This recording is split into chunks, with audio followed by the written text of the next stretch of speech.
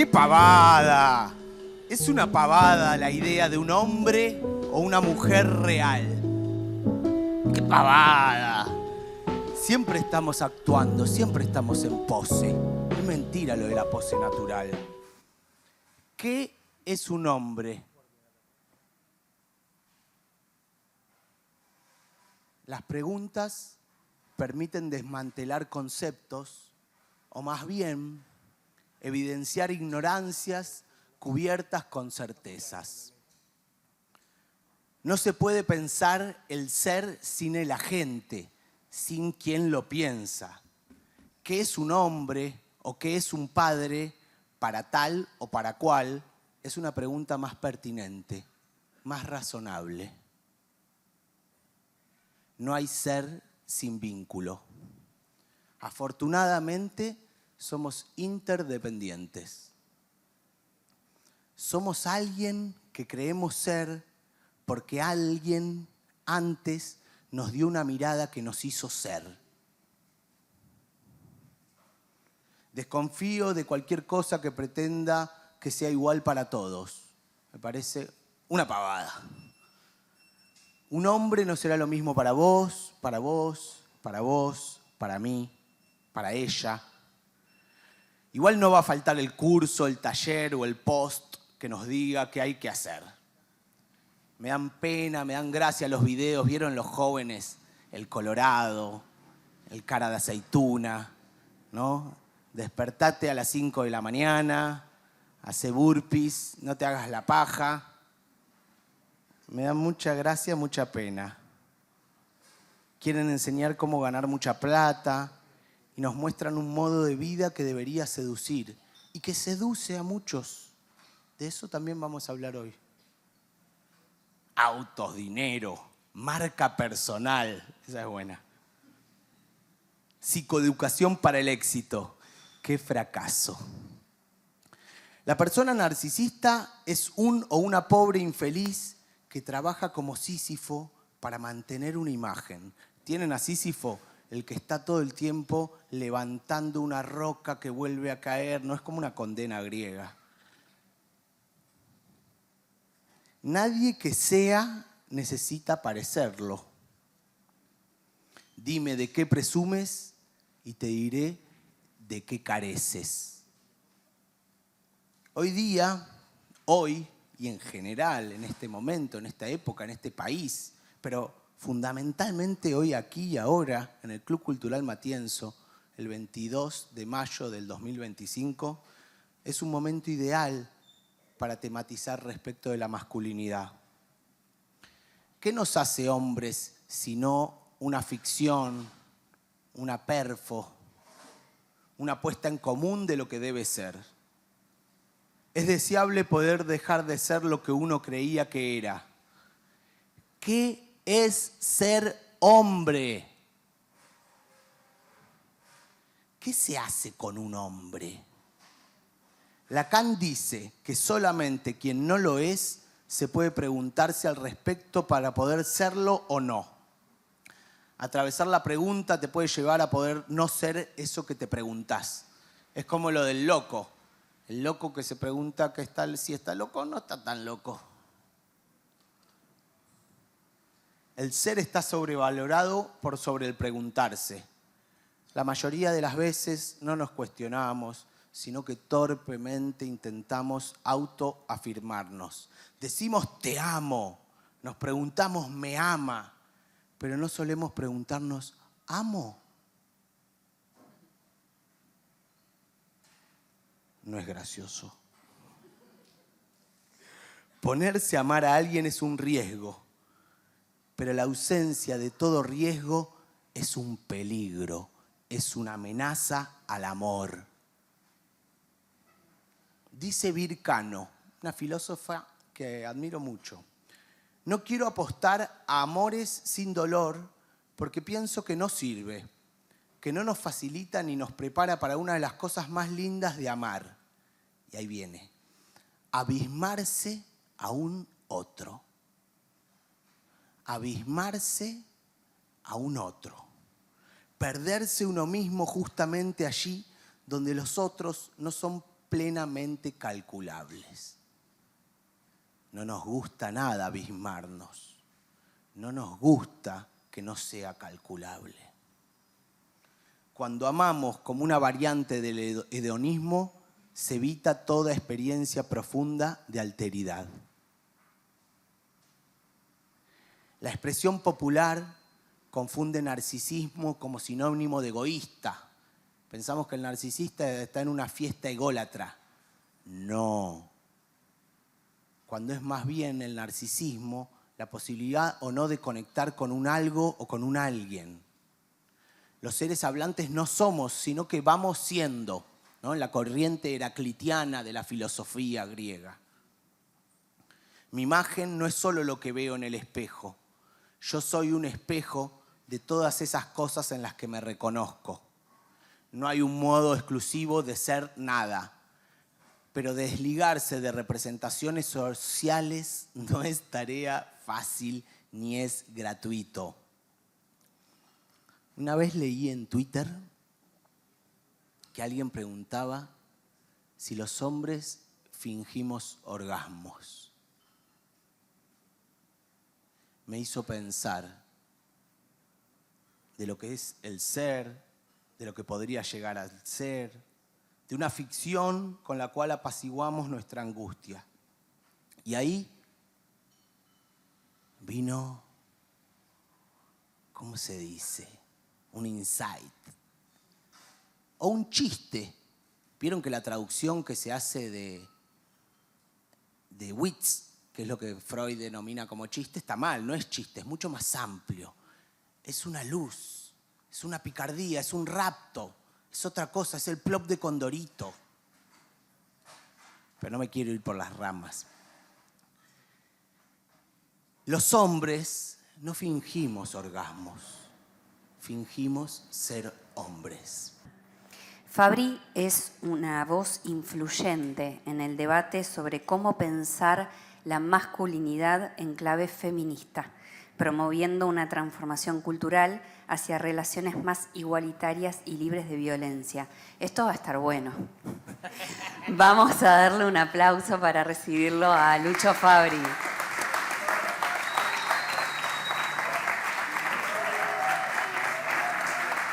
Buenas. Gracias. Gracias, Lucho, por estar hoy. Por favor. Bienvenido. Muchas gracias. Bienvenido. Hola, hola. Mientras se acomoda Lucho, vamos también a invitar a un artista que va a estar hoy acá en la noche, que en realidad está todas las noches y nos está acompañando con la pintura. Si me acompaña el DJ, vamos a invitar a Pancho Pepe. Y No si nos no acompaña el también. DJ, no nos acompaña el DJ. Pancho Pepe va a estar acá pintando. La semana pasada hizo un Freud que dice tu vieja. Y las 2 semanas atrás había como una sesión de terapia y el analista es un robot, le dice contame menos. ¿Qué nos depara hoy Pancho Pepe? Lo vamos a saber durante el transcurso de la noche. Bienvenido, Pancho. Gracias. Bueno, Lucho, te puedo decir Lucho, ¿no? Por supuesto. Bienvenido. A ver, ¿por qué estamos hablando de masculinidades en plural?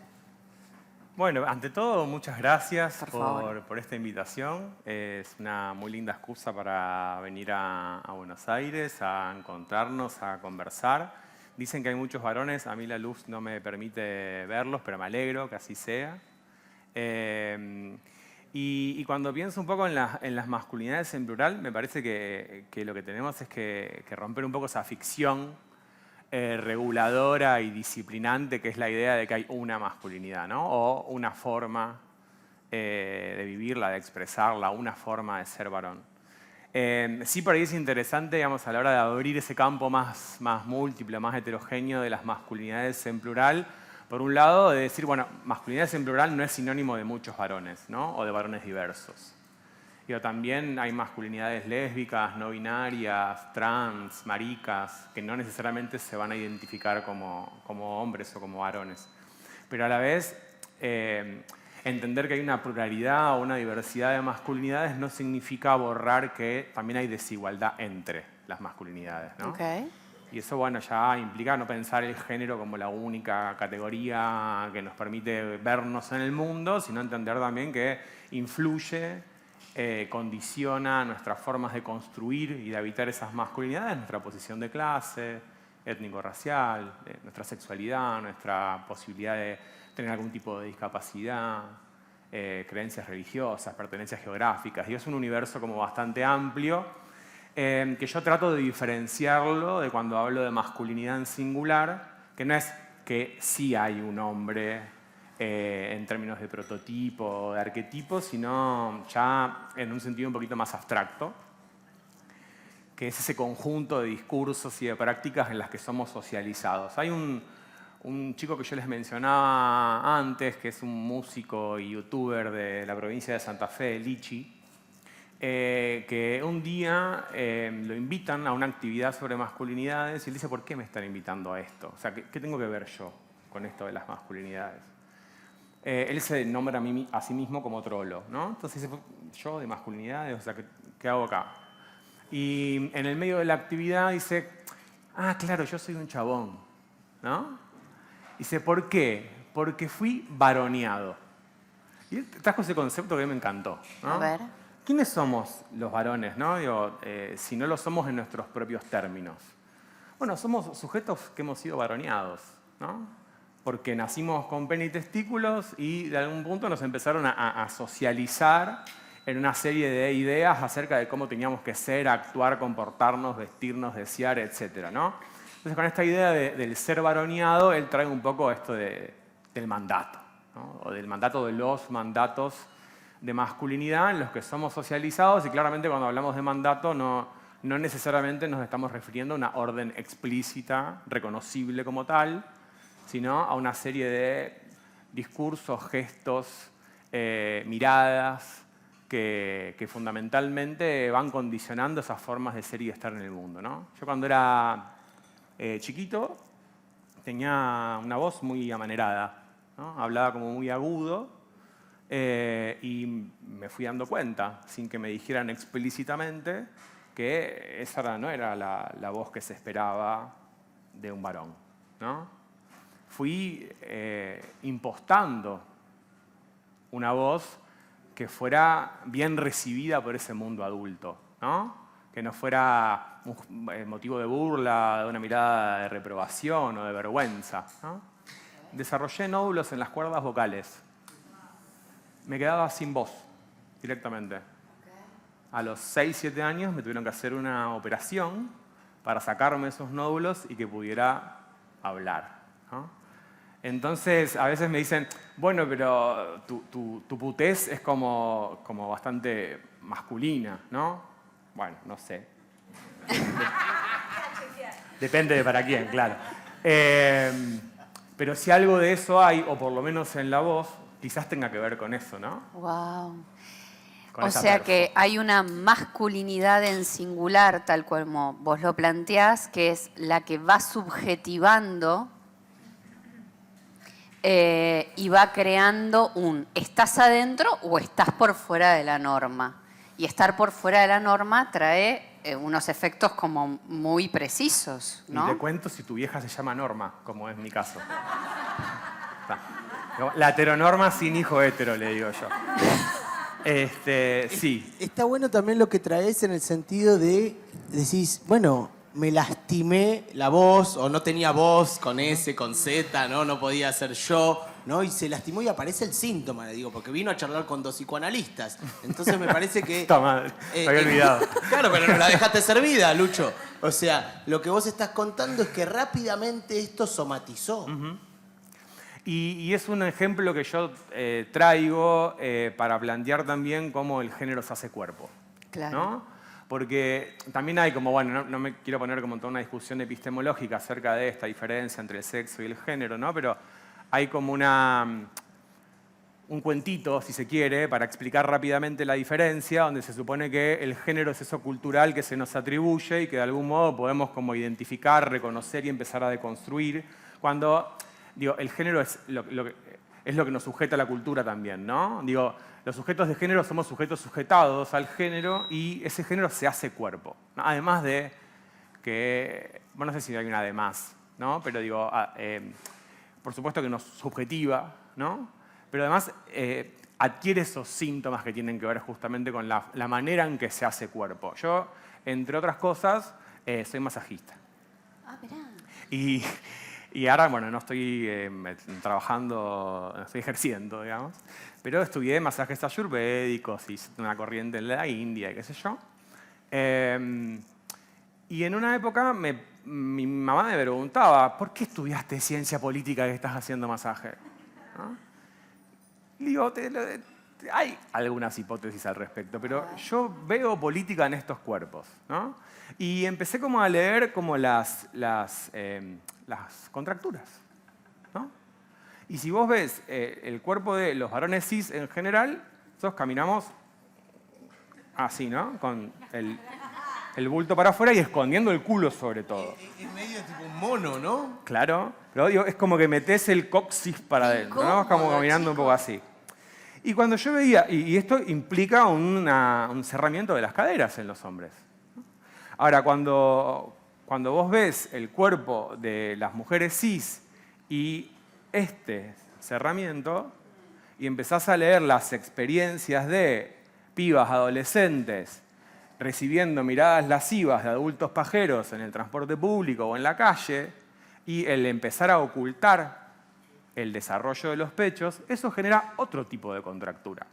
Eso fue un poco en el contexto del tetazo que se hizo en Rosario, en el Monumento a la Bandera, bueno, en el marco de la lucha del movimiento de mujeres y feministas, ¿no? Entonces digo, bueno, también son formas de politizar la lectura de los cuerpos, que tiene que ver justamente con entender que el género no es simplemente una mochila de atributos que algún día nos asignaron y que de repente la vimos y nos podemos quitar, ¿no? No, interviene mucho más de lo que creemos en nuestros síntomas, en la manera en que sufrimos, enfermamos y vivimos. Algo de lo que dijiste recién, lo hablamos muchas veces con Iván, porque bueno, yo soy iraní, y algo de lo que contabas recién, bueno, muchas de las mujeres de mi familia se vendan los pechos, porque es peligroso tener tetas. Y eso tiene una consecuencia muy, muy fuerte, un impacto enorme en la manera en que ellas viven y exploran y sienten su propio cuerpo. Es un peligro el cuerpo para ellas, cuando en realidad el cuerpo es un campo de exploración hermoso también, ¿no? Pienso que en este ejercicio de hacer masajes, ¿no? Que tu mamá te dice, ¿por qué estás haciendo esto? Es una manera de intervenir políticamente, ¿no? En esos dolores. Qué interesante, ¿no? Sí, yo también diría que ahora también, o con la palabra también masajeas algo. Sí, bueno, después me cuentan. Tocas. Si se sintieron masajeadas. O contracturadas. Claro, también. Bueno, pero algo pasó seguramente. Bueno, qué interesante, qué interesante. Sí, hay como todo un tema también. Bueno, a mí esta cuestión de ir a hacer masajes, de ir a aprender masajes, me sucedió en un momento donde yo estaba haciendo mi tesis de grado y solo leía, ¿no? Leía mucho, porque además decidí hacer la tesis de grado sobre feminismos en una carrera que no tenía contenidos de género. Entonces fue básicamente una lectura casi que cuando terminé la última materia me puse a leer solo. Después, por supuesto, ahí como conectándome con compañeras y traficando materiales y fotocopias y yendo a bibliotecas y demás, pero no tuve ese recorrido en la formación curricular, ¿no? Paradójicamente, porque estudié ciencia política, se supone que el objeto de estudio de la ciencia política son las relaciones de poder. Las relaciones de poder más primarias son las relaciones atravesadas por el género y la sexualidad, y sin embargo, la ciencia política no enseña género, ¿no? Se les escapó. Se les chispoteó, ¿no? Podríamos hablar largo y tendido acerca de cómo la teoría política se funda, digamos, sobre un pensamiento misógino, pero no me quiero ir por las ramas. Pero cuando me puse a leer para hacer la tesis, no tenía como mucha orientación o mucha dirección y leía todo lo que decía mujeres, feminismo, sexo, género, yo lo fotocopiaba y lo leía, ¿no? Y estaba como resumiendo los 3 tomos de historia de la sexualidad de Foucault en el sillón. Y en un momento digo, necesito hacer algo con las manos que no sea resumir, ¿no? Necesito hacer algo que no sea que la política esté acá, ¿no? Como solo en la cabeza. Y ahí fue un poco esta cuestión de, bueno, ¿y por dónde? Y bueno, me gustaba un pibe igual en ese momento que le gustaban los masajes ayurvédicos y que capaz que se aprenda. Pero también fue una forma de... Hiciste la diplomatura para eso, ¿no? Todo. Hacemos mucho más de lo que creemos, solo para eso. Pero ahí, bueno, fue un poco también como la necesidad de reencarnarme, ¿no? De sentir que bueno, la política no puede ser solo lectura, solo análisis, solo escritura, sino que necesitaba también como empezar a tener un poco más de contacto. Cuerpo. Cuerpo. No hay ningún análisis o nada que suceda sin un cuerpo. ¿Y cómo padecen estos cuerpos que están tan subjetivados desde esa masculinidad que pide cosas que son a veces imposibles de cumplir? Siempre son imposibles. Son todas imposibles de cumplir. Sí. Uno nunca puede estar a la altura de tanto. Bueno, un poco, yo suelo como parafrasear ahí Simone de Beauvoir cuando dice no se nace mujer, se llega a serlo, ¿no? Yo digo, no se nace varón y nunca se llega a serlo, ¿no? Es esa ficción o esa zanahoria, ¿no? Que estamos como constantemente persiguiendo. Y cuando se dice que la masculinidad es frágil, yo digo, en realidad la masculinidad en tanto mandato es muy fuerte, ¿no? De hecho, matamos y morimos por ella. Es muy fuerte la masculinidad en tanto mandato a alcanzar. Lo que es frágil es la posesión de esa credencial, ¿no? Basta que yo me sienta acá con una pollera en vez de con un pantalón para que la lectura acerca de quién soy y cómo me identifico se ponga como en corto, ¿no? Entonces digo, es muy frágil el ser reconocido como sujeto de masculinidad. Y eso implica hacer un esfuerzo constante y permanente para que esos otros, fundamentalmente otros en masculino, nos ratifiquen nuestra masculinidad. En ese sentido es que enfermamos y morimos para sostener esa credencial. Cuando nosotros empezamos a trabajar en espacios pedagógicos con varones, hay muchos ensayos de por dónde entrar y por supuesto que no hay ninguna receta, que en función del grupo, del contexto, del emergente por el cual se generó ese dispositivo pedagógico o esa conversación, va a implicar como bueno, un ejercicio más situado. Pero hay algo que generalmente provoca asombro, ¿no? Y que es como, bueno, como se dice ahora en Twitter, le entró la balui, ¿no? Como les entra una bala cuando uno empieza a explicar cuáles son las causas de morbimortalidad de los hombres, ¿no? Entonces, cuando empezamos a decir que los hombres vivimos en promedio de 5 a 7 años menos que las mujeres, que nos suicidamos 3 veces más, o sea, que el índice de suicidio masculino es 3 veces el de las mujeres, que protagonizamos la mayoría de los siniestros viales letales, ¿no? Les decimos a las mujeres que vayan a lavar los platos, que no saben manejar, que esto, que lo otro, pero lo que nos cagamos muriendo en los accidentes de tránsito somos mayoritariamente hombres, porque tenemos mayor consumo problemático de sustancias. La cirrosis hepática es la tercera causa de mortalidad de los hombres en la edad avanzada. Porque somos las principales víctimas y victimarios del uso intencional de la violencia, ¿no? En la provincia de Santa Fe, por ejemplo, hasta mayo del año pasado, que fue la última estadística que vi al respecto, 8 de cada 10 personas muertas por uso intencional de la violencia eran varones de entre 15 y 26 años. 80% de las personas muertas por homicidio o suicidio, varones de esa edad, y no hay estadísticas de cuál es su pertenencia de clase, pero me la juego, que son de sectores populares en su enorme mayoría, ¿no? Entonces digo, cuando empezamos a identificar cómo enfermamos y cómo morimos los hombres, y podemos reconocer que no hay razones biológicas o genéticas en esas causas de mortalidad, sino que son consecuencia de la socialización en los mandatos de masculinidad, que vienen a decirnos que tenemos que ser autosuficientes, que ir a psicólogos de trolo o de loco, que ir al sistema de salud lo podés hacer en la infancia o en la adolescencia cuando te lleva tu vieja porque te lo exige el club, te lo exige la escuela o quizás un poquito más adelante el ingreso a un trabajo, pero que no vas a volver hasta que alguno de los otros mandatos de masculinidad estén en riesgo. Procrear, proveer o competir. Ahí sí volvemos al sistema de salud, hechos mierda. Vas a la sala de atención primaria, son mujeres, niñas y niños, vas a la sala de emergencia, son la mayoría hombres adultos, ¿no? Bueno, si no hay razones biológicas o genéticas que expliquen eso, es la socialización en los mandatos de masculinidad lo que nos mata. Pero además, para sostener, matamos, ¿no? Porque si no, si nos quedamos solo con la partecita de cómo nos afecta a nosotros los mandatos de masculinidad, podemos caer en la tentación de la victimización, ¿no?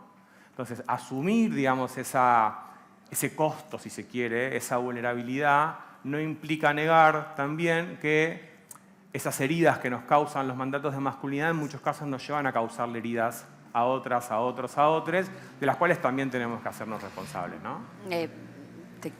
Quiero poner en palabras cuáles son esos mandatos de masculinidad hegemónica, porque por más obvias que parezcan, tal vez me parece importante mencionarlas. Pero son desde lo más chico hasta lo más Sí. grande, o sea, nódulos tenemos todos, ¿no? Digo, este era por la voz grave, ahora vamos a hablar y decir otros, ¿no? Y él dice, bueno, por tener un nódulo no se justifica que yo maltrate, le pegue o asesine a nadie.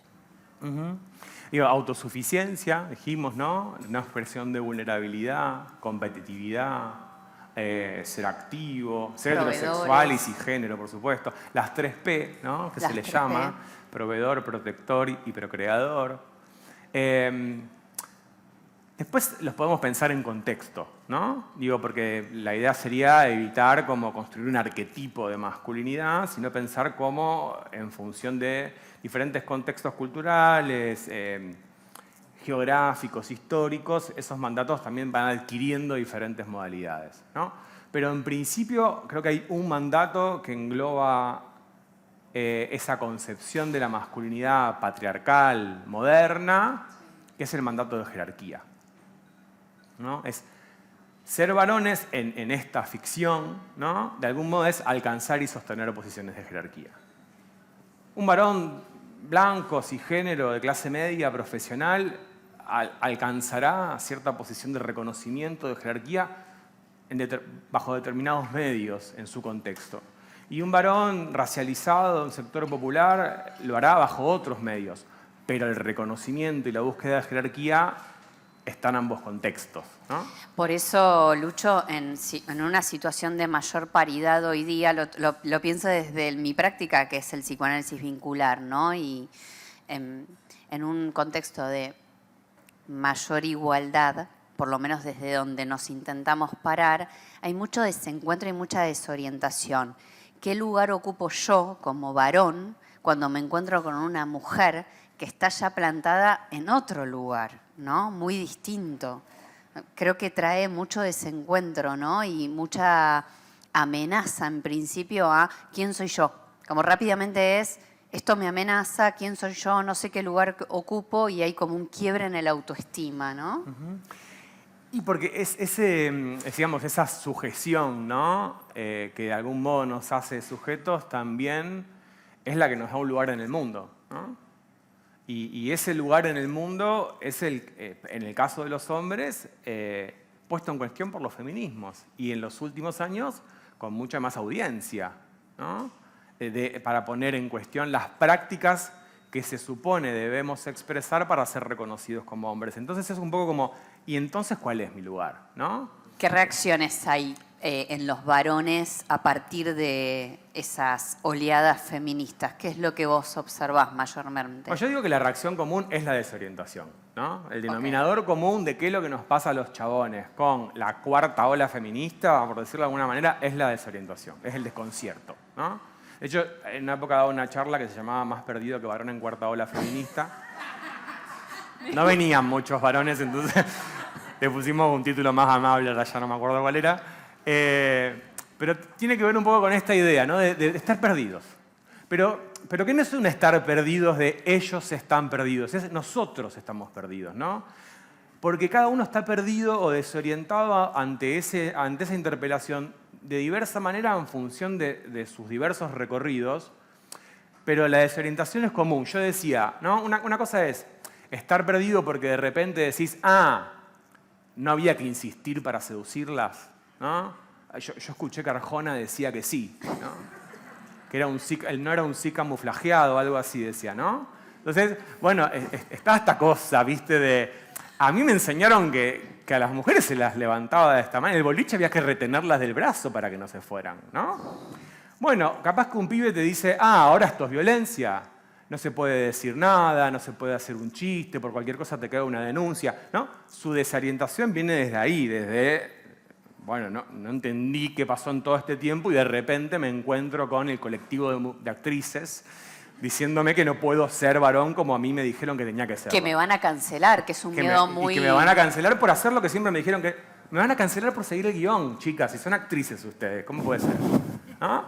Ahora, nos pasa a los chabones que sí veníamos con un recorrido en los feminismos tiempo antes del Ni Una Menos, que también nos sentimos desorientados. Y es, pero si nosotros en el 2012 discutíamos en nuestras organizaciones que el 8 de marzo no era una efeméride identitaria, era del campo popular. Y los varones teníamos que ir también a esas marchas. Del 2015 en adelante, los varones a estas marchas, no. Pero si yo usé el primer pañuelo verde que me puse en el 2003, y de repente los varones con el pañuelo verde, no. ¿Y cómo se es aliado feminista? ¿Y se puede ser varón y feminista? Y eso también es una desorientación que nos interpeló a otros chabones, que capaz que no estábamos tironeando el brazo a las pibas para encararlas, pero también sentimos que el contexto nos desestabilizaba, nos desacomodaba, ¿no? Que nos quemaba ciertos papeles o ciertas certezas que tenían que ver con cómo hasta dónde nos habíamos podido acomodar en ese campo. Entonces, si después, como hacemos un doble clic en la desorientación, creo que hay diferentes formas de tramitarla, ¿no? O de metabolizarla. A ver. Yo, de una manera analítica, digamos, porque claramente en la vida real no están tan separados, podríamos decir beberianamente son tipos ideales, digo que hay como 3 reacciones, ¿no? Una primera reacción es como defensiva-ofensiva, ¿no? Es la reacción negacionista de la desigualdad y la violencia de género, ¿no? Eso no existe, es un invento del lobby feminista, las mujeres se victimizan para sacar privilegios, quieren estar encima de los hombres, someternos, y el nuevo orden mundial y la mar en coche les habilita a construir este discurso legitimado para ganar agenda, ¿no? Para hacer lobby.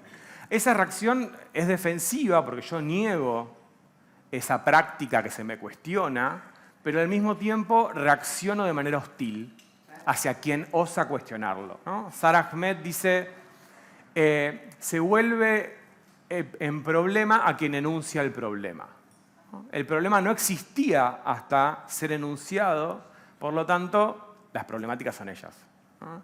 ¿Qué hay que hacer? Disciplinarlas, ¿no? Silenciarlas, estigmatizarlas, violentarlas, Hay que volver a las bases. Claro, volver a la ley bases era, ¿no?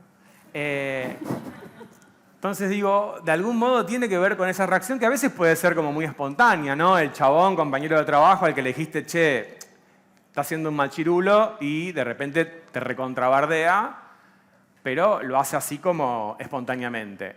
Distinto es cuando estamos hablando de una reacción ofensiva, organizada, ideologizada, que además llega a la presidencia, ¿no?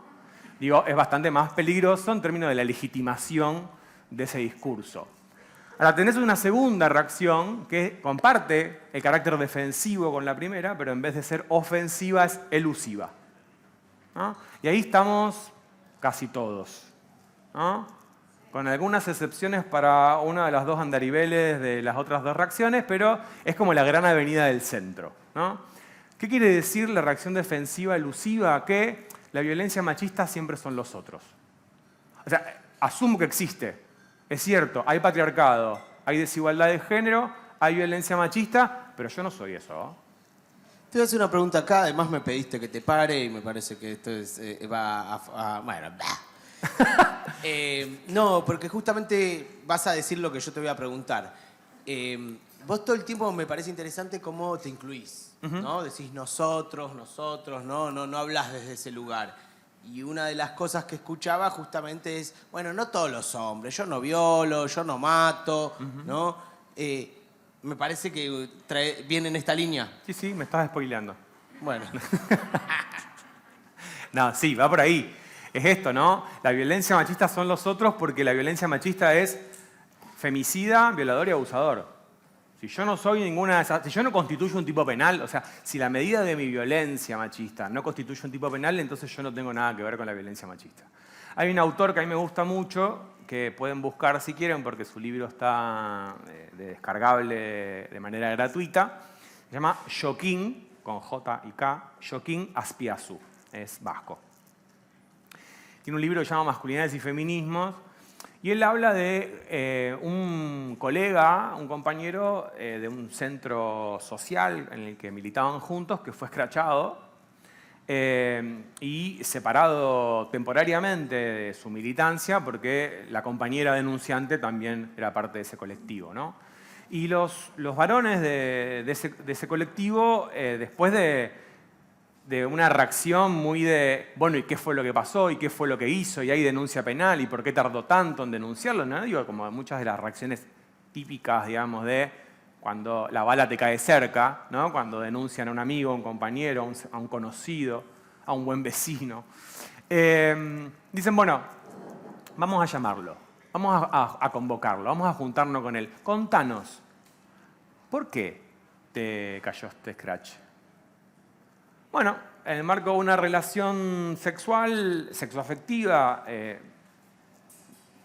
inicialmente consentida, él fuerza un poco a acceder a determinada práctica sexual que su compañera estaba negando, ¿no? Entonces, cuando él dice que forzó esa relación sexual, la cara de estupefacción y sorpresa de todos sus compañeros escuchándolo fue, si eso es motivo de escrache, todos somos escrachables, ¿no? ¿Quién no forzó un poco de los que estamos acá? Y en ese sentido, él utiliza una metáfora que para mí es muy interesante, que es la metáfora del alien. Dice, en la saga 4 de Alien, la teniente Ripley, que lucha contra el alien, ya lo había tenido adentro. Y ella había estado dentro de él. Dice, los hombres tenemos que pensar nuestra lucha contra la violencia de género de la manera en que Ripley lucha contra el alien. Como algo que no es extraño, aunque paradójicamente se llame alien, sino que es algo que nos es propio, ¿no? ¿Es un enemigo? Sí, pero no es un enemigo externo. Es un enemigo en el que también fuimos socializados, ¿no? Entonces, no podemos hablar como si fuese algo que describimos desde la externalidad, porque nos habita en diferente medida, seguramente, pero nos habita, y porque además, incluso si alguna de esas prácticas nunca las hayamos tenido, yo por ejemplo decía esto de agarrar una piba de brazo, y la verdad que creo que no encaré nunca una piba en un boliche. Primero porque soy puto, y después porque la verdad que no tengo ese registro, pero yo lo cuento como si lo hubiese hecho. Bueno, una piba o un pibe, ¿no? Sí, también podría ser. Insistir, digo... Podría ser, capaz que la insistencia es más por Grindr que en un boliche, pero podría ser. Pero es un poco esta cuestión de como no hablar por fuera ni por encima del problema, ¿no? Digo, hasta pedagógicamente me parece que es necesario asumir que todo el tiempo estamos hablando de un nosotros. Después cada cual verá de esa práctica que estamos problematizando de qué porción se hace cargo, ¿no? Sí. Yo mientras te escucho pienso que todos podemos estar muy de acuerdo acá en que hay violencias que son como, no se discuten, ¿no? Pero en las prácticas cotidianas, en el día a día, los privilegios, ser consciente de los privilegios que se tienen y hacer algo en función a ello. ¿Por qué alguien heterosis que te escucha a vos hablar diría, voy a ceder en mis privilegios? No sé si se entiende la pregunta, como Sí, se entiende. desde qué lugar... De ahí que te la puedo responder y otra historia. Pero sí, claro que se entiende. Y yo creo que tiene que ver con una posición ética, en principio, ¿no?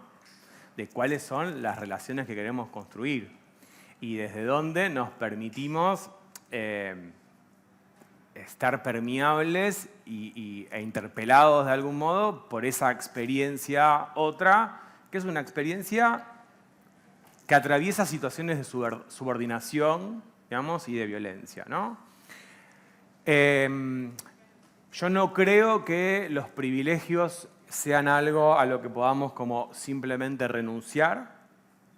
Me parece como una pretensión de soberanía sobre nuestras propias prácticas e incluso sobre las lecturas que los otros y las otras tengan sobre nosotros, que es como excesivamente moderna, en el sentido de que tenemos la posibilidad de hacer consciente cada uno de nuestros privilegios en cada una de nuestras relaciones.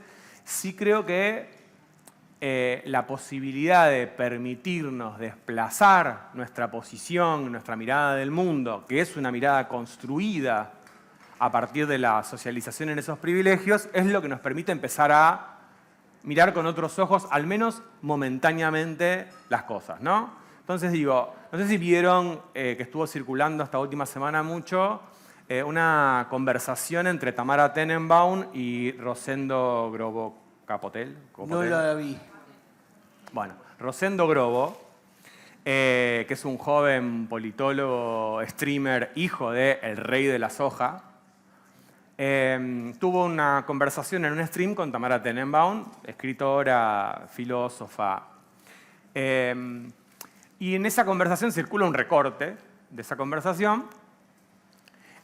Rosendo habla de la importancia de esto que está como muy en boga últimamente, que es lo de tender puentes, ¿no? Digo, las conversaciones con ese otro adversario o antagonista político, ¿no? Y la necesidad de generar esas conversaciones incómodas donde de algún modo podamos escuchar qué es lo que piensa el amigo libertario, antifeminista, transfobo, etc., ¿no? Entonces Tamara dice, claro, el tema es qué es lo que se pone en juego en esa conversación, ¿no? Si ese otro con el que estás conversando, su opinión es que vos no tenés que existir, no tenés derecho a existir, es un poco difícil, ¿no? Como habitar esa conversación, desde dónde se sientan a conversar, ¿no? Entonces él, bueno, como que relativizaba un poco eso y de algún modo lo que planteaba es que él disfrutaba de ese tipo de conversaciones. Y Tamara le dice, claro, pero porque nunca estuviste en desventaja en esa conversación. Podés observar con cierta frialdad o cierta distancia una conversación que seguramente tenga componentes interesantes en términos de conversación, pero que es totalmente desigual, ¿no? Y que la opinión de una es yo tengo derecho a existir, la opinión de otra es no tenés derecho a existir. No es conversemos sobre... Sí, para uno es divertido y la otra dice, che, no sé si es tan divertido. Y él lo dice de esa posición, ¿no? Como de externalidad, que es justamente una posición de privilegio. Ahora, hoy lo escuchaba en sus historias, que viste esto de, bueno, hacemos una pregunta, la cajita, y en la cajita le preguntan, ¿cambiaste tu opinión a partir del debate con Tamara? Y él dice, no, yo no cambié mi opinión, sigo pensando lo mismo. El liberalismo en realidad nos ofrece la posibilidad de cambiar la opinión y tener conversaciones que te permitan cambiar la opinión y que las conversaciones sean de buena fe.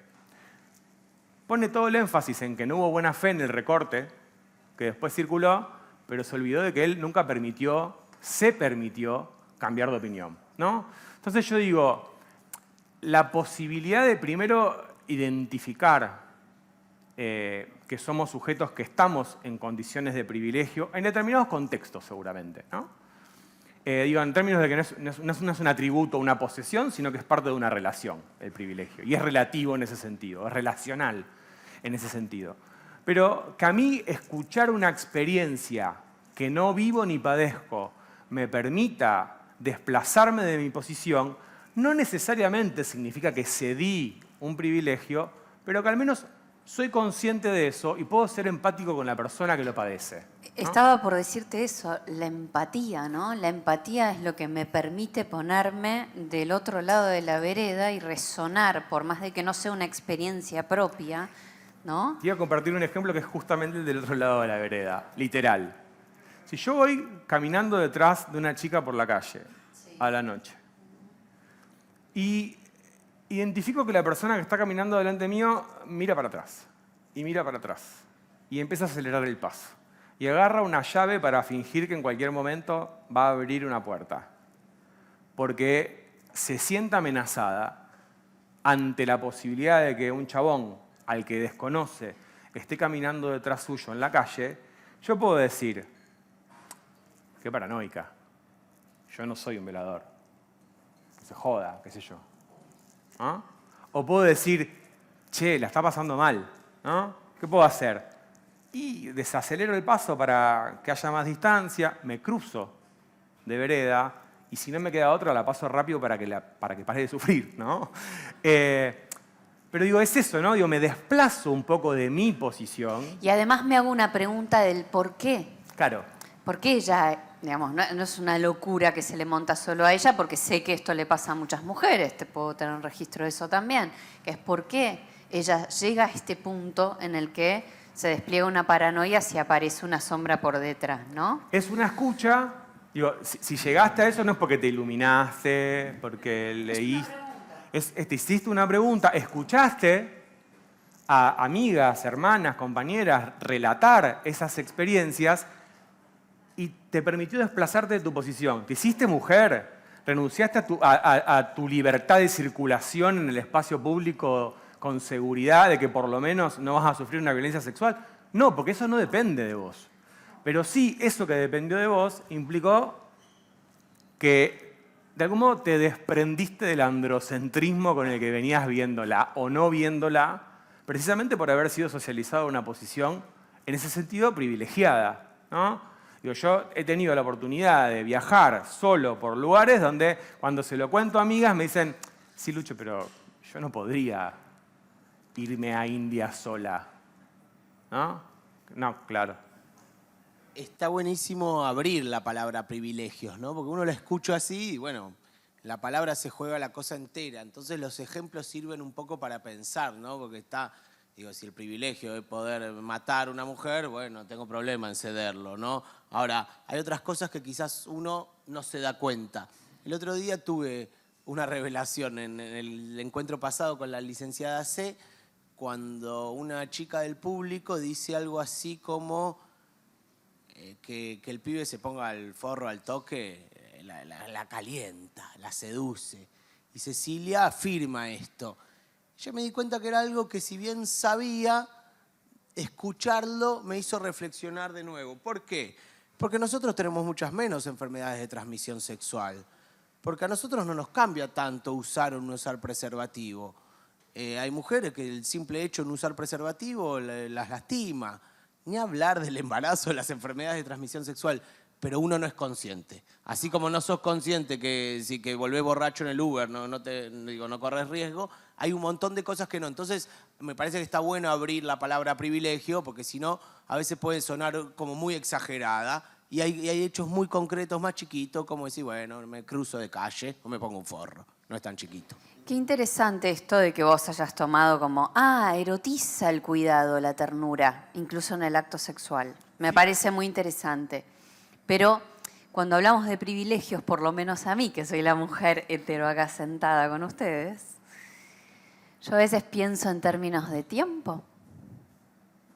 Les voy a contar una anécdota. Cuando yo me divorcié del padre de mi hija, con el que me llevo muy bien y me entiendo muy bien, y sin embargo, el colegio, cada vez que mi hija tenía algún problema, porque era chiquita, en ese momento tenía 3, 4 años, el colegio llamaba a la mamá, siempre. Yo soy, ya lo saben, psicoanalista, o sea que si a mí me llamaban tenía que cortar laburo, ir y atender.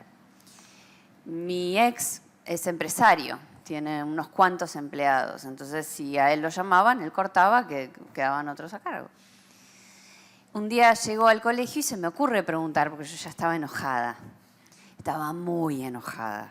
Esto es algo que nos pasa a las mujeres cuando vamos acumulando una tensión por dentro y dicen, ¿por qué está tan enojada? Parece una loca. Y vení que te cuento. Entonces un día la recepcionista, un amor, porque la verdad que era un amor ella, pero le pregunto, ¿te puedo consultar por qué me llaman a mí y no lo llaman al padre? Y ella se queda en silencio un rato, se queda pensando, es decir, fue genuina la reflexión. Y me dice, bueno, porque sos la mamá y supongo que a vos te va a importar saber. Ay, a él no. A él no, y además, si a mí no me importa saber por un rato, por mi hija. Y eso no me hace mala madre. Llámenlo al padre que tiene más recursos que yo, que cuenta con más tiempos que yo, porque mi tiempo, además, que en ese momento la venía remando en dulce de leche, porque divorciada, había que montar una economía, era muy duro para mí. Y a veces pienso los privilegios en esos términos, cuando los varones disponen de un tiempo, de una economía a veces más sólida que nosotras, ¿no? Pero además también, por ejemplo, en algo que tiene que ver con el ser atendidos. No sé si soy muy explícita con esto, pero no sé cómo explicarlo, como... Infinidad de escenas a la ley. Digo, los hombres sentados mirando la tele mientras las chicas levantan la mesa y lavan los platos. Pero no es atendidos en el término de servicio, sino asistidos, incluso emocionalmente. Anda al médico, ¿no? Cuando mi ex me pide una mano para, ¿no? Por ejemplo, alguna cuestión emocional que tiene que ver con... Digamos, hay algo de la asistencia que yo a veces pienso... Yo no tengo problema de dar esa asistencia, ¿no? A mí me parece que... Pero me parece que hay una cuestión infantil a veces en esas posiciones masculinas que es muy interesante para ellos mismos revisar porque los va a llevar a otro grado de autonomía, ¿no? ¿Cuántas fotos te mandé hoy para preguntarte qué me ponía? Nah, pero eso fue igualitario. Nos bombardeamos. Es verdad, pero a veces digo, no sé, para polemizar pero me encanta. o pensar otras cosas. Y a mí también me encanta que me diga mi amiga, mi madre, mi novia qué camisa me queda mejor. Quizás es una banalidad y no lo representa lo que vos estás hablando. Yo hablo de otra cosa. Yo a mi papá le pedí durante 30 años que vaya al médico. Aniñamiento tiránico. Eso, la tiranía. Ahí va. Luis Bonino, en su clasificación y ejemplos de micromachismos, le llamaría aniñamiento tiránico, ¿no? Vos traías la idea de la disposición, ¿no? Y es un poco no quería arrancar por ahí porque es medio denso, ¿no? Pero digo, cuando me preguntabas por la masculinidad en singular, yo un poco lo defino así, ¿no? Es como la pretensión de que las mujeres, sus tiempos, sus capacidades, sus sexualidades, sus cuerpos, sus energías estén a nuestra disposición, ¿no? Nos socializan para pensar, para creer o para esperar que estén a nuestra disposición. Eso, claro, si uno lo lleva al ejemplo más cruel y explícito, es el femicidio. La maté porque era mía o porque estaba dejando de serlo, ¿no? Es la disposición total. La violación, el abuso sexual también es una idea de disponer de la otra, ¿no? De su agencia, de su voluntad, de su humanidad. Pero hay ejemplos mucho más sutiles, ¿no? Incluso en el marco de relaciones consentidas. Digo, no sé cuánto hablaron de esto con la licenciada C el otro día, ¿no? Pero digo, esto de la brecha orgásmica, por ejemplo, ¿no? En una relación heterosexual, ¿cuál es el porcentaje de hombres que en general llegan al orgasmo, que igual es discutible porque la eyaculación y el orgasmo no deberían ser lo mismo, pero ponele que lo sea? Es así que se mide más por la eyaculación en el caso de los hombres, y cuántas mujeres llegan al orgasmo, ¿no? Digo, hay un 30% de brecha, más o menos. Entonces, eso explica, por ejemplo, que cuando esas personas están teniendo relación entre sí, ¿no? En el marco de esa relación heterosexual, no hay una pregunta por la reciprocidad en el placer sexual. Eso es una forma de disponer de la corporalidad y la sexualidad de la otra sin preguntarme por cómo la está pasando, ¿no? Y qué, cómo, dónde disfruta, ¿no? ¿Qué le genera placer? Cuando yo camino por la calle, le miro el culo a una mina y busco la mirada de un chabón y le guiño el ojo, estoy suponiendo que esa mujer, si está caminando por la calle sin un chabón al lado, está disponible a que nosotros hagamos ese jueguito, ¿no? ¿Se acuerdan cuando fueron asesinadas estas 2 turistas argentinas en Ecuador que decían viajaban solas? Eran 2. ¿Cuántas mujeres se necesitan para no estar solas? ¿No? Digo, claro, estaban solas porque no viajaban con hombres. Esa era un poco la bajada del título. Pero el título era viajaban solas, ¿no? Solas entre ellas, es buenísimo. Claro, si no hay un hombre están solas y por eso están disponibles, por ejemplo, para que las maten, ¿no? Entonces me parece que hay algo ahí de esta pretensión de disponibilidad que justamente por el Facundo Blescher le dice el escaso espesor íntimo en las relaciones que construimos entre varones, es que buscamos esa intimidad en el vínculo con las mujeres y ahí está también esa plusvalía emocional que de algún modo extraemos, ¿no? No quiere decir que para vos sea un problema, no tiene por qué serlo. El tema es justamente cómo en nuestras formas de socialización un poco dependemos de esa escucha y esa complicidad y esa intimidad con las mujeres porque no sabemos construirla entre nosotros. No está mal construirla también con las mujeres. El problema es que podamos pasar tanto tiempo juntos entre varones sin intimidad. De hecho, yo tengo muchos amigos varones, colegas también muchos, y me dicen estas conversaciones profundas que se dan, por ejemplo, cuando vienen a mi casa y comemos todos juntos, se dan porque estás vos. Si vos no estás, hablamos de fútbol o no tocamos estas profundidades. Como la presencia de una mujer les habilita el contacto emocional. Si no, no. Te sentís cuidado.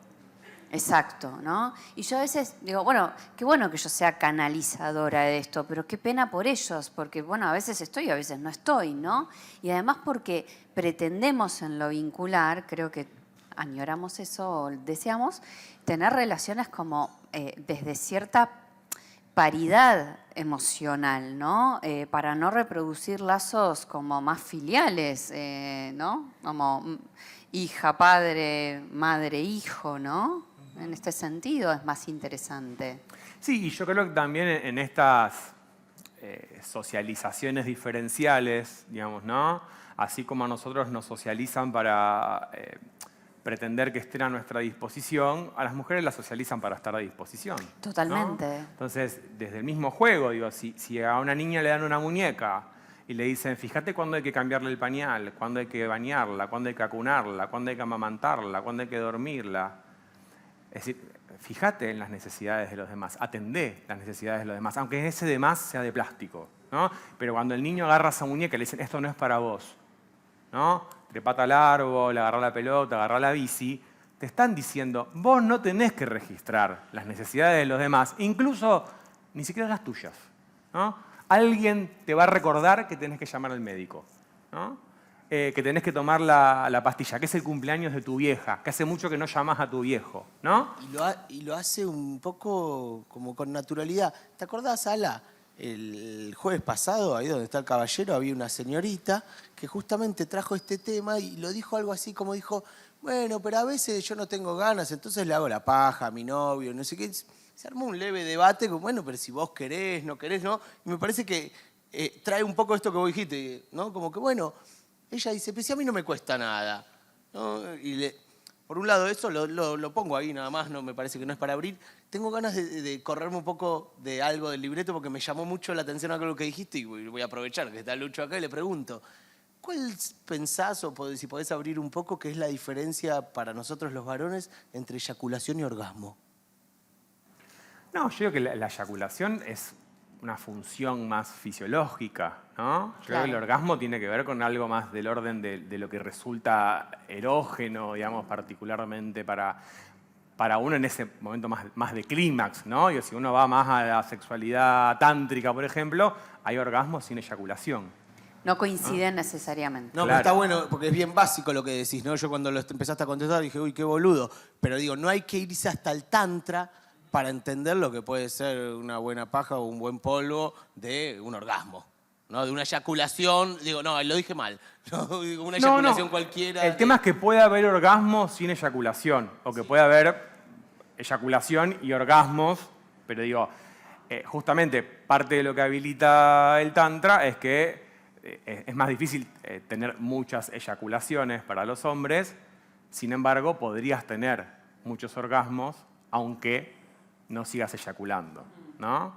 Y también tiene que ver con la forma en la que se construye la sexualidad cis heterosexual, ¿no? Digo, en relación a, y no solo heterosexual, porque en la homosexual también pasa lo mismo, en términos de que es más heteronormado, no pasa tanto por la orientación sexual, sino un poco más por la heteronorma, que es, bueno, erección, penetración, eyaculación.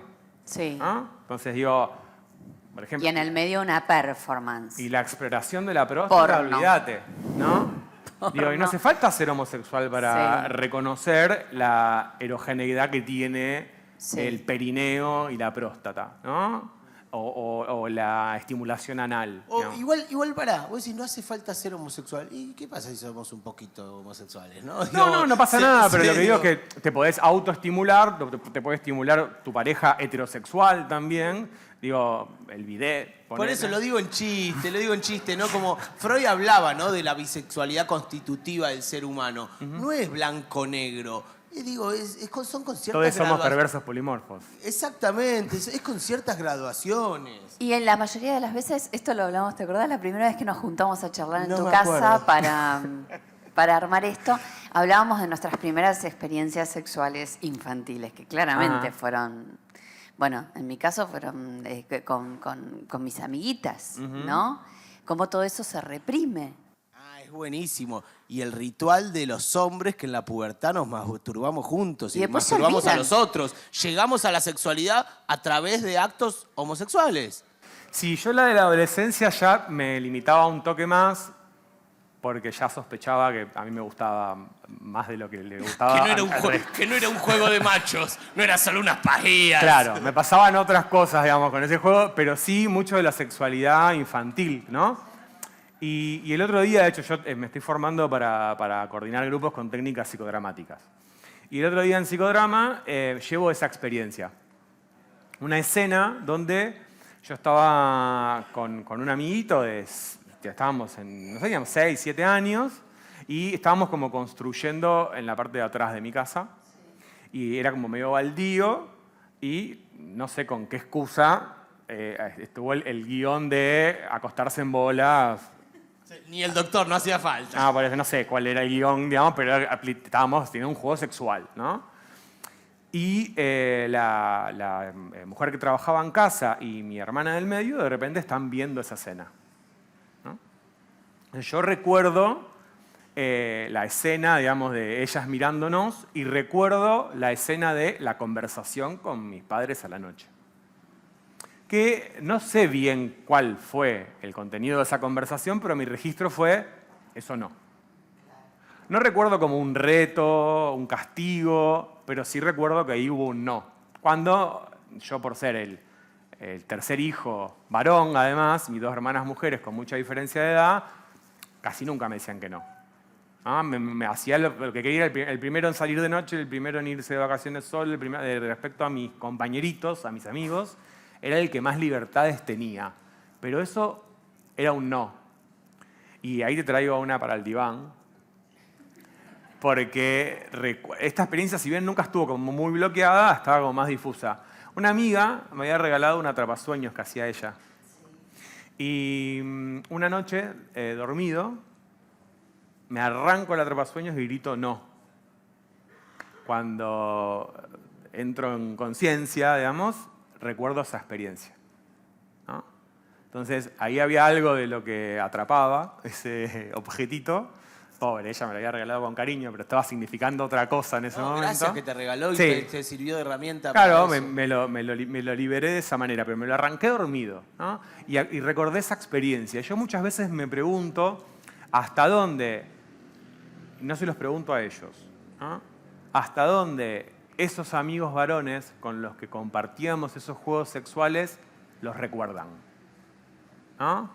Digo, ¿hasta dónde hay registro de que eso era parte de los juegos que no era la paja de la adolescencia, ¿no? Que era otro tipo de exploración con otro contacto físico, digamos, que se tenía? Digo, no sé dónde queda eso en el registro de la infancia de los varones heterosexuales. Te sumo otra pregunta para que te lleves al cajón. Dale.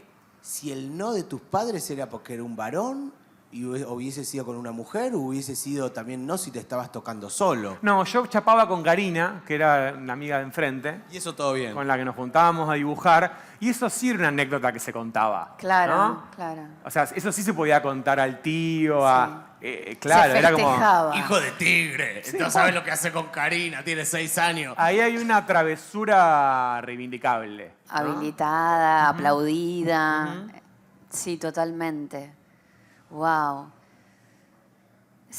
Me quedé pensando en ¿Los mil varones cosas. heterosexuales recuerdan juegos? Diga, sáquenme la duda. ¿Recuerdan juegos sexuales en la infancia con otros varones? ¿O es...? ¿Sí? Sí, va por ahí. Bueno, si alguien quiere hablar, levanta la mano. Estoy en medio segundo ahí. Quédense tranquilos que esto no queda grabado. Yo lo recuerdo de más grande, esto que te decía. Digo, a partir de los 10 años, y sí naturalizado también cuando hablábamos con Ala, ¿no? De diferencias. Yo a los 10 años fui a mi primo más grande y le dije, ¿me compras una revista porno? Me dijo, una no, 10. Claro. Me parece que Ala no fue. No, parecida. a mí yo contaba, y lo conté en otro de los encuentros, que en mi primer beso y mi primera vez, mi mamá me cagó a palos. Pero pobre, porque para mi mamá, lógicamente por sus experiencias traumáticas también, era como, ¿qué hiciste? El hombre es un peligro. Y yo la había pasado bien, la verdad. Lo que pasa es que después de esa cagada a palos me quedé re asustada también. Y mientras te escuchaba, pensaba, todas esas censuras, todos esos no, eso no se hace, eso no se debe, ¿no? Cómo nos van moldeando. Y la verdad es que en la práctica clínica, en los últimos años, y la verdad, lo digo, ¿no? En las últimas semanas hay algo de la sincronía de lo que va pasando. Estoy trabajando mucho con personas que consultan, mujeres, que consultan porque empiezan a hacerse una pregunta por sus prácticas sexuales y se preguntan, ¿en qué lugar estoy? ¿Dónde está mi placer? ¿Cómo puedo decir qué me gusta, qué no me gusta? Tienen miedo a veces a frenar algunas situaciones porque sienten que es mejor seguir para adelante que frenarla. Y también muchos varones, en algunos casos son hetero, en otros no, pero que vienen a decir, no sé quién soy cuando estoy cogiendo. Como la cuestión del, bueno, lo hablamos con la licenciada, como esta cosa como muy compulsiva con el porno, con la masturbación y muy desconectada con el cuerpo a cuerpo, ¿no? Con el propio cuerpo. Claro. No decir que se hizo una paja bárbara y se mimó y que no sé qué digo, porque si decimos que está bien o mal es un problema. Yo me acuerdo, estaba en el segundo o tercer año que pasó a alguien y hablaron y dijeron que la masturbación no estaba bien o mal y me gustó, y me lo sigo acordando, ¿no? Ahora, ¿cuál es el tema con la compulsión, ¿no? ¿Cómo se diferencia la adicción al sexo o la compulsión a la masturbación? A veces... A la pornografía, que les había Sí, dicho. a ver, yo a veces siento que el terreno sexual en el que los varones van y hacen esa perfo es el único terreno que les queda a veces para mantener esa posición viril. ¿Se entiende lo que digo? Sí. A ver, en relación, digamos, a lo del porno y la masturbación, aprovecho a recomendar, porque hay algunas cosas interesantes en lo que plantea un compañero llamado Pablo Mas, que tiene justamente unos espacios de círculos de varones en relación a desprogramar el porno, y él trae un poco la pregunta de ¿qué eyaculás cuando eyaculás? ¿No? ¿Qué te está sacando de encima en esa compulsión? Sin moralizar en absoluto la masturbación, sino justamente haciéndose esa pregunta de en qué contexto sí es una exploración, es un mimo, es... algo disfrutable y en contexto es otra cosa. Esa otra cosa no es ni mala ni buena, pero por ahí amerita una pregunta, ¿no? Yo creo que hay algo de lo que se pone en juego en esta cuestión del desencuentro, sobre todo, digamos, en esa práctica sexual, que no es exclusivamente heterosexual, pero sí heteronormada, que tiene que ver con el no amenazar esos privilegios del otro, ¿no? El de algún modo decirle, no es por acá, no es así, no lo estoy disfrutando, es un poco una posición amenazante hacia esa perfo que el otro creyó, ¿no? Y ahí un poco esta cuestión de lo que traías en relación al uso del preservativo, como un ejemplo, ¿no? Pero sobre todo a la posibilidad de erotizar la pregunta, ¿no? Yo creo que los varones le tenemos miedo a la pregunta, ¿no? A la pregunta que pueda, de algún modo, evidenciar que desconocemos. No saber. Claro. Digo, nos educamos en sexualidad mirando porno mainstream o escuchando fábulas de amigos, ¿no? Fábulas, además. Porque nos inventamos relaciones sexuales, desempeños sexuales, para ratificar la virilidad ante el otro, que anda a creer, anda a chequearlo, ¿no? Un clásico de los chicos, ¿no? Yo ya cogí. ¿Sí? No sé, una historia de verano. Yo recuerdo decir que ya había cogido con una piba para no tener que decir que era puto, ¿no? Era como mi forma de no me pregunten más, ¿no? Pero digo, eso en ese caso particular, pero escuchar, digamos, como fábulas, digamos, de hazañas sexuales de amigos, y todos como fingiendo que le creemos, porque no se lo creía nadie, pero no importa, digamos. Demencia. Es como, sostengámonos la... Digo, claro, entre fantasmas no nos vamos a andar pisando la sábana, ¿no? Entonces es un poco esa. Ahora, la situación de algún modo como preguntarle a ese otro o a esa otra qué le gusta, cómo disfruta, pareciera que significa una posición de no saber, ¿no? Digo, sabés algunas cosas en función de las personas con las que ya estuviste, a lo sumo, pero cada persona es un mundo en ese sentido y la pregunta no deja de ser quizás parte de esa conversación. El tema es cómo hacer de esa pregunta parte de un contexto erótico y no un protocolo pregarche que lo burocratice y lo deserotice, ¿no? Claro, claro. Entonces yo creo que ahí esta idea de erotizar el consentimiento que a veces se dice es como, bueno, pensémoslo, ¿qué sería? ¿Qué sería en contexto, ¿no? Porque seguramente no para todos va a ser lo mismo. Incluso, digo, lo que podemos aprender del BDSM, ¿no? Digo, en términos de entender que la violencia puede ser parte del juego erótico, en tanto esté consentida, en tanto haya reglas de cuidado, en tanto haya palabras seguras, en tanto... Digo, pero no es moralizar y decir, bueno, no, la sexualidad tiene que tener nada que ver con la violencia. Bueno, no, te puede recontracalentar la violencia en tanto sea... o sea, en tanto no sea violencia, en realidad. En tanto sea es un parte... código de Claro. cuidado, ¿no? Claro. No como un protocolo que se vuelve como una cosa medio robótica, sino un contexto de El cuidado. imaginario, cuando hablamos de consentimiento, es el protocolo, ¿no? Entonces es la sensación de, esto me la baja, ¿no? Esto me la seca, esto me la baja, dependiendo de la metáfora que más adapta a nuestra genitalidad. Y el imaginario de conversar acerca del consentimiento aparece como un imaginario moralista, punitivo, antisexo, ¿no? Entonces hay algo ahí que tenemos que poder pensar. Hoy leía unos informes de ciencias del comportamiento, perdonen, y tiene que ver con ciertas estrategias de trabajo de prevención de las violencias de los hombres hacia las mujeres, ¿no? A mí todo lo terapias conductivas, conductuales no me cierra mucho, pero hay algo ahí que me parecía interesante en relación a si queremos problematizar e incluso, en el mejor de los casos, erradicar ciertos comportamientos, tenemos que poder ofrecer otros. No es un modelo, no es una receta, no es una regla, pero es bastante difícil eso del vacío de, ¿no? Incluso, y cuando te escuchaba en la presentación pensaba, porque es algo que en función justamente de hablar de la desorientación, de la incomodidad, de la incertidumbre, uno reivindica y sobre todo porque se pelea un poco, me peleo un poco con la idea de ofrecer un nuevo modelo de masculinidad, pero también me pregunto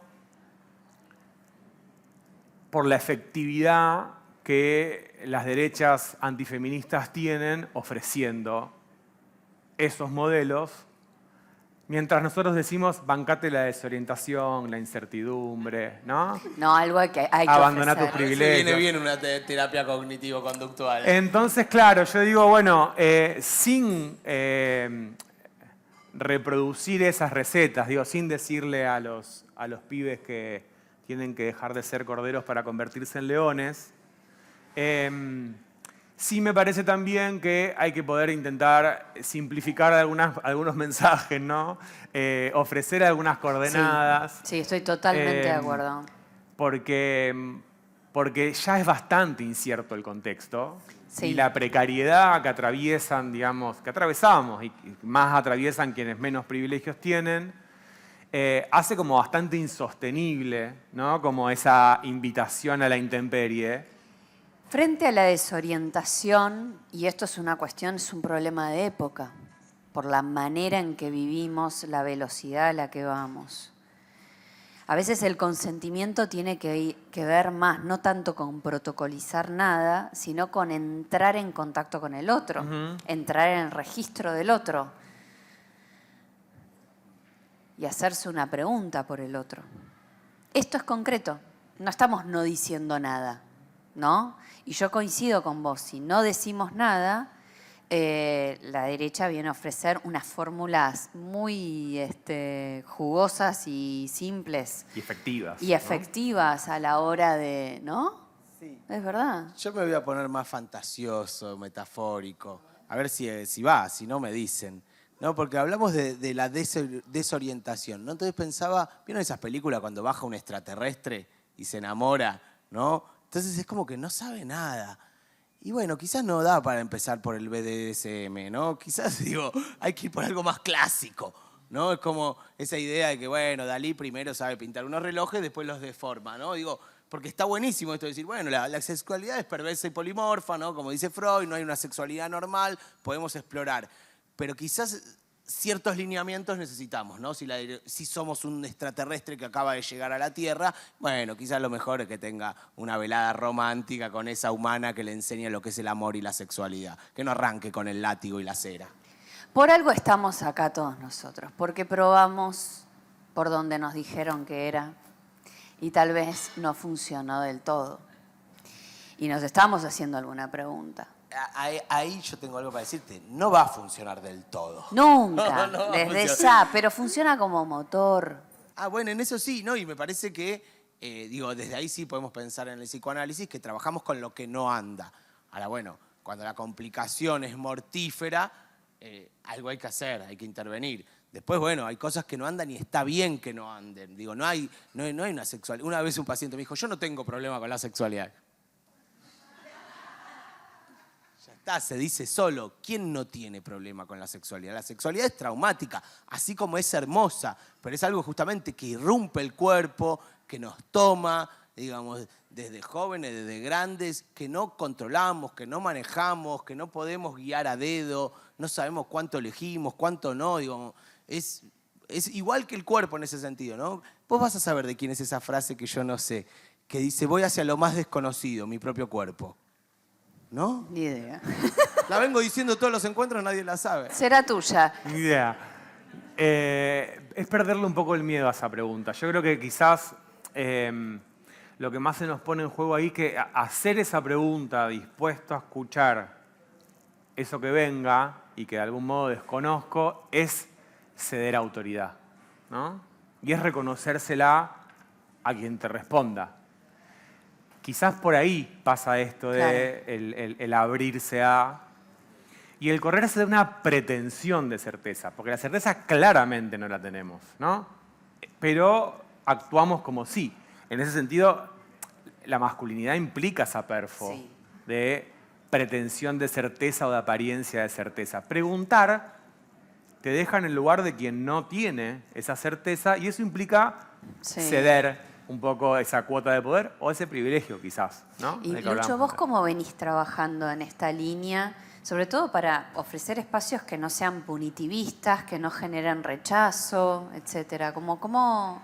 No, ahora es abrir espacios de conversación que de algún modo habiliten a construir un lugar donde efectivamente sintamos que es un espacio cuidado sin necesidad de que haya una mujer cuidándonos. Okay. ¿No? Nosotros armamos espacios de trabajo entre varones, desde talleres de educación popular, con varones que vienen voluntariamente a un espacio laboral, digamos, que nos convoca para facilitar, o en un espacio áulico. Bueno, hay compañeros acá también que trabajan en grupos de varones que han ejercido violencia, digamos. Hay algo que más allá de cómo llegan esos varones y por qué, hay que poder construir con esos varones, que es un espacio de seguridad, cuidado, confianza, confidencialidad, ¿no?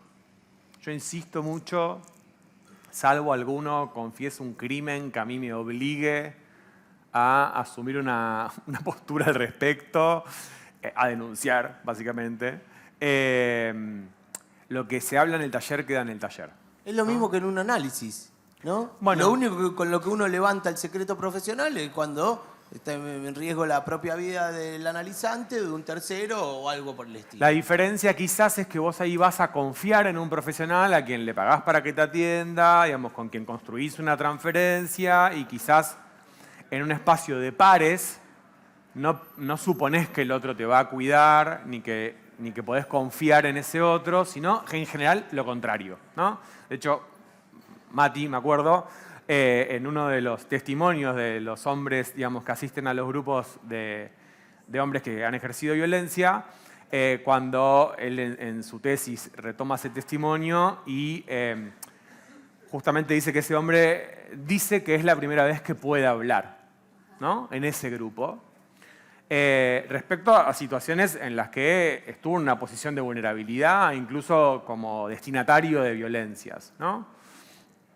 Y la pregunta en relación a por qué es la primera vez que lo podés hablar, o sea, por qué no lo podés hablar con tus otros pares, ¿no? Con tus amigos, con tu hermano, con tu compañero, con eso que pasás tiempo. Porque la información es poder. Porque yo al darles esa información les estoy dando poder sobre mí, ¿no? Si la masculinidad es jerarquía, si la relación entre los varones es jerárquica, yo al asumir una posición vulnerable ante otro varón me estoy exponiendo a que lo use en mi contra. Incluso si es mi amigo. Enzo Maqueira, que escribió Higiene sexual de un soltero, cuenta que él en su adolescencia, el personaje de la novela en su adolescencia, tenía eyaculación precoz. Y que una de sus novias, cuando se pelea, le dice, vos nunca me hiciste gozar, ¿no? Entonces, él estaba como obviamente muy traumado con esta situación y dice, no tenía con quién hablarlo. Y el protagonista de la novela, además de este personaje, que se llamaba Junior, es su grupo de amigos. El grupo de amigos tiene nombre, cada uno de los personajes del grupo de amigos está súper descripto, tiene capítulos dedicados a esos amigos, sin embargo dice que no tenía con quién hablarlo. Entonces yo pensaba, ¿por qué dice que no tenía con quién hablarlo?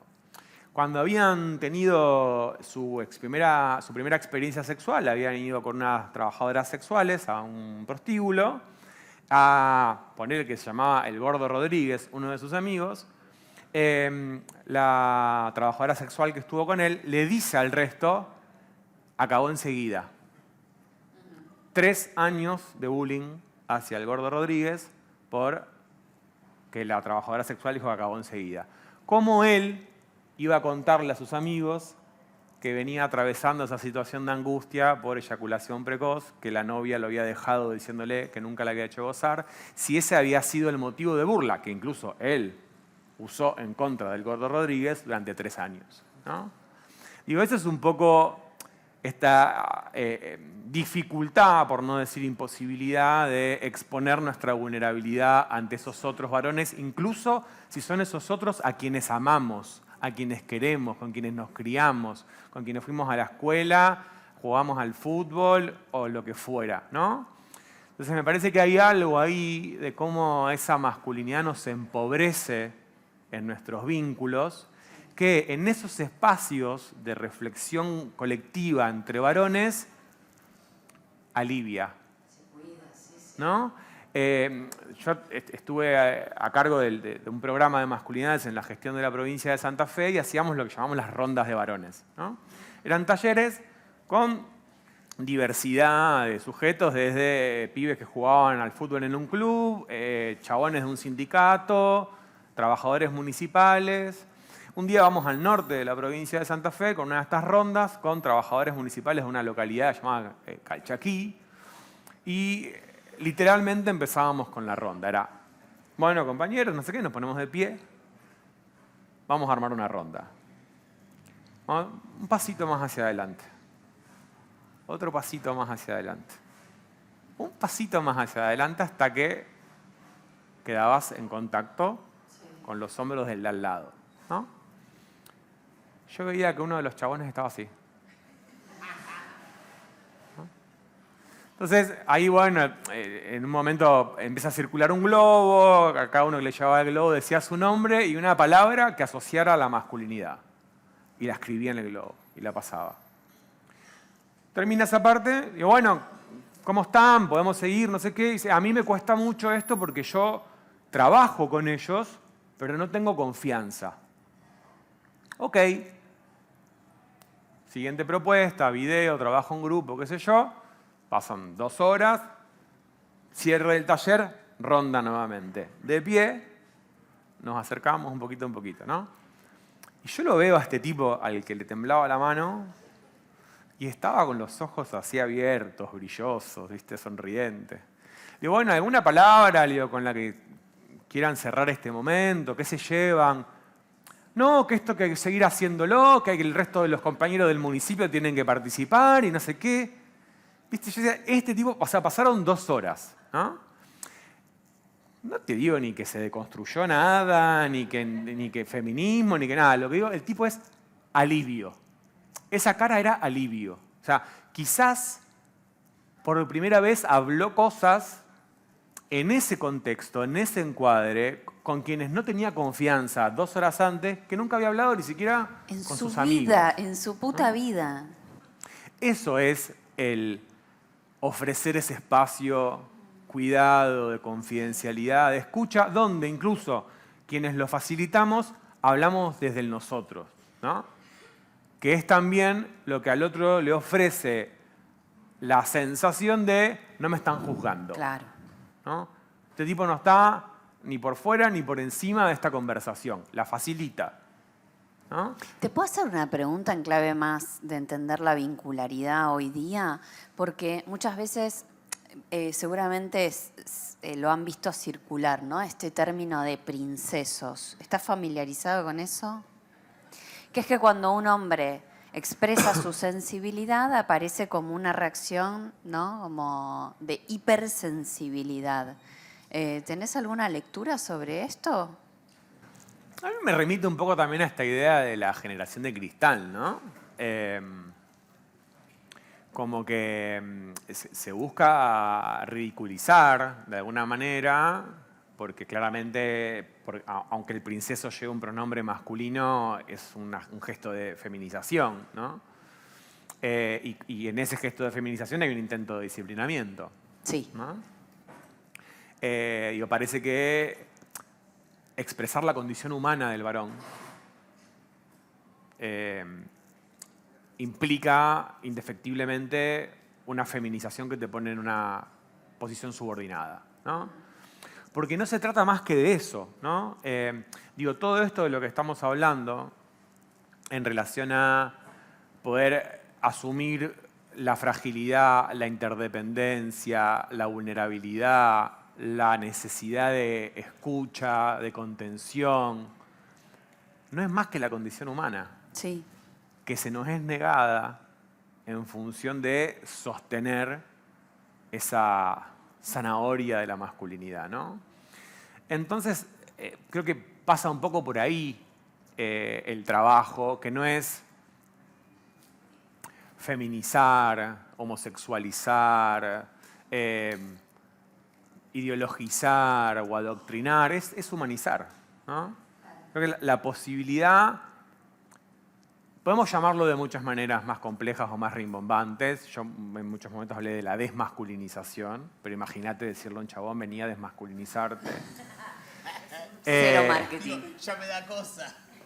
Entra dinamitado al taller, pero de algún modo la desmasculinización es la humanización, ¿no? Sí. Y en ese sentido el feminismo es un proyecto humanista, que no es identitario, que no es de y para mujeres, es para el conjunto de la humanidad, porque el feminismo nos humaniza.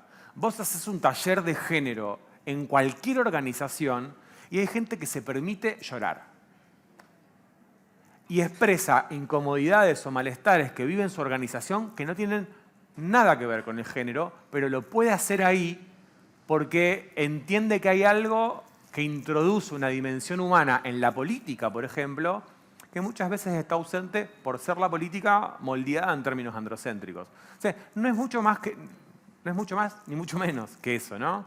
En ese sentido, para mí, los feminismos no solo no amenazan y no atacan a los hombres, sino que nos salvan. Sí, y en función de lo que yo te estaba preguntando recién sobre estas críticas, ¿no?, hacia lo que algunas llaman varones princesos, yo lo dije la vez pasada, lo repito, que ser feminista no es ser buena, no es tener una verdad. Habitamos contradicciones. Entonces, muchas veces las mujeres, aunque en clave feminista estemos muy alineadas con nuestras ideas y nuestras convicciones, cuando nos encontramos con un varón que se posiciona desde otro lugar, tal vez más sensible, vulnerable, frágil, ¿qué es esto? ¿Qué hago con esto? Y hay un riesgo ahí que yo invito a que cuidemos, que es que si un varón que en su puta vida se mostró vulnerable o frágil porque eso era una amenaza a su integridad y lo hace, si me burlo, si ridiculizo, si corto esa posibilidad, entonces sí, lógico. Estás disciplinando. Estás disciplinando. Caes en un lugar que venís de alguna manera denunciando. Digo, está bien, estamos todos en eso, ¿no? Estamos todos tratando de aprender, de evitar nuestras contradicciones, pero yo creo que la hipersensibilidad que a veces se les señala a los varones tiene que ver justamente con que se está abriendo una vulnerabilidad por primera vez en su vida y que si hay una reacción como muy adversa a eso, como, y sí, lógico, es estar desnudo por primera vez, ¿no? Y eso hay que saber cuidarlo también. Sí, y ese chabón que te dice generación de cristal, que te dice princeso, le digo todes y se brota, ¿no? Digo, entonces, parece que bastante sensible, en todo caso también. De princeso. Claro, sos re princesa, amigo, no seas trolo, man.